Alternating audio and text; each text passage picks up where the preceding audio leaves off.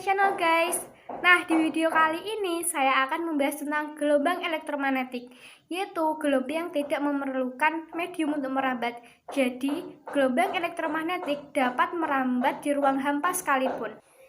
Sifat-sifat dari gelombang elektromagnetik ini sendiri, yang pertama, gelombangnya merupakan gelombang transversal, tidak membutuhkan medium untuk merambat. Kecepatan rambatnya sama dengan kecepatan cahaya, yaitu 3 kali 10⁸ meter per sekon. Bisa dipantulkan, bisa dilenturkan, bisa dihiaskan, dan bisa digabungkan. Nah, mari kita bahas tentang spektrum gelombang elektromagnetik. Berbagai jenis gelombang elektromagnetik dapat dibedakan berdasarkan panjang gelombang dan frekuensi gelombang. Untuk mencari panjang gelombang atau frekuensi gelombang menggunakan rumus C sama dengan lambda kali frekuensi, atau lambda sama dengan C per frekuensi.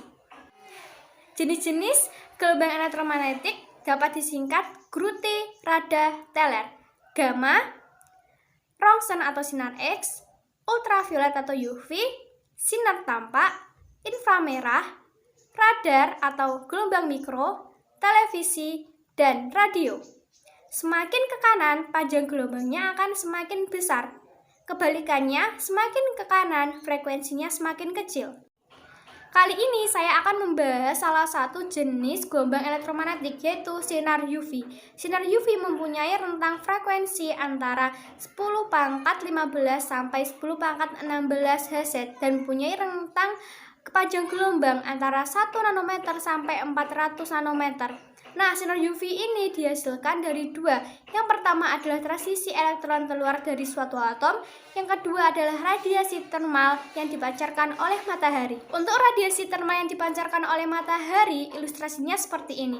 Ada matahari, ada bumi yang diselimuti atmosfer, dan ada sinar UV yang dipancarkan oleh matahari.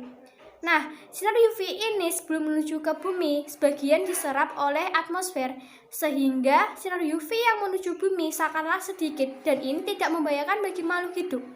Tetapi karena banyak penggunaan AC, hairspray, dan penyemprot serangga yang mengandung bahan freon ini dapat menimbulkan lubang pada lapisan ozon. Sedangkan lapisan ozon sendiri merupakan filtrasi bagi bumi terhadap radiasi. Akibat dari lubangnya lapisan ozon, yang dikhawatirkan lapisan UV ini tidak diserap sempurna oleh atmosfer, sehingga sinar UV yang menuju ke bumi dapat membahayakan makhluk hidup. Nah, sinar UV yang berlebihan dan membahayakan ini dapat menimbulkan berbagai penyakit, contoh katarak, kanker kulit, dan menurunkan imunitas tubuh. Sehingga sekarang banyak produk-produk yang mencegah UV yang berbahaya ini, seperti lotion untuk mencegah kanker kulit, kacamata untuk mencegah katarak. Jangan risau dulu, sinar UV ini juga bermanfaat loh bagi kita. Apa saja itu? Yang pertama ada membantu pembentukan vitamin D. Yang kedua yaitu pada tubuh sendiri, yaitu membantu fotosintesis. Dan di dunia perbankan dapat membantu untuk mengecek keaslian uang atau keaslian tanda tangan. Pada bidang teknologi, pemanfaatan sinar UV dikenal dengan UVGI, Ultraviolet Germicidal Irradiation, yaitu sebuah metode untuk membunuh kuman atau bakteri dengan memberikan radiasi gelombang UV yang pendek, yaitu UVC, dengan cara menembakkannya ke bahan yang ingin disterilkan.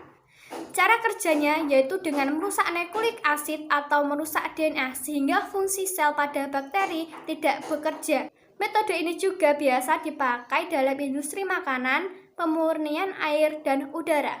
Nah, teman-teman, itu merupakan penjelasan dari saya tentang gelombang elektromagnetik dan salah satu jenisnya yaitu sinar UV, yang selama ini hanya dianggap menimbulkan dampak yang negatif bagi diri kita. Padahal sinar UV sendiri dapat menimbulkan dampak positif bagi kita sendiri. Sekian dari saya. Wassalamualaikum warahmatullahi wabarakatuh. Dadah!